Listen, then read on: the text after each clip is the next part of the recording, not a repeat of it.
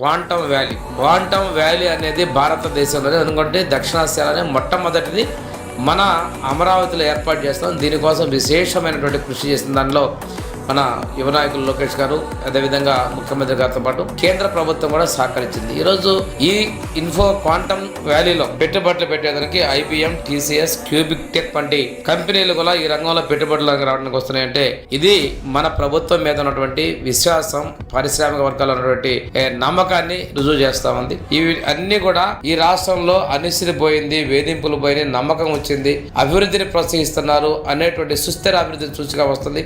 దాంతో పాటు GSDP కూడా వృద్ధి రేటు మనం పుంజుకున్న విషయాన్ని మీకు ఒక రెండో త్రైమాసికంలోనే మనం ముఖ్యమంత్రిగా ప్రజెంట్ చేశారు. ఇవన్నీ కూడా ప్రజల్లో కూడా ఒక నమ్మకాన్ని కలిగిస్తున్నాయి. చుట్టుపక్కల ఉన్నటువంటి రాష్ట్రాల్లో కూడా ఆంధ్రప్రదేశ్ తో మనం పోటీ పడలేము అన్నటువంటి వాళ్ళకు ఒక అనుభూతి, అంటే అంత స్పీడ్ గా ఈ NDA ప్రభుత్వం ముందుకెళ్తుంది అనేటువంటిది కూడా కలిగిస్తా ఉన్నాయి. ఈరోజు పెట్టుబడులు కూడా పక్క రాష్ట్రాల నుంచి మన దగ్గరకు వస్తున్నాయి. గత ప్రభుత్వాలు ఇక్కడ మన రాష్ట్రంలో పారిశ్రామికవేత్తలు ఇక్కడ పెట్టుబడులు పెట్టకుండా పక్క దేశాలకు వెళ్ళిన ఉదాహరణ అమర్ రాజాతో పాటు గతంలో మీ వేధింపులు వెళ్ళిపోయినటువంటి సంస్థలు కూడా తిరిగి ఇక్కడ పెట్టుబడులు వస్తా ఉన్నాయి. ఇదంతా కూడాను గౌరవ ముఖ్యమంత్రి గారి మీద ఉన్నటువంటి నమ్మకం అని చెప్పేసి తెలియజేసుకుంటూ 18 నెలల కాలంలోనే 25 లక్షల కోట్ల పైగా మనం పెట్టుబడులు తీసుకురాగలిగామంటే ఈ ప్రభుత్వం ఎంత కృషితో, ఎంత పట్టుదలతో అధోగతిలో ఉన్నటువంటి ఆర్థికంగా ఇబ్బంది ఉన్నటువంటి ప్రాంతాన్ని దీన్ని అభివృద్ధి చేయడం చేస్తున్నది ఒకసారి గమనించుకోవాలి.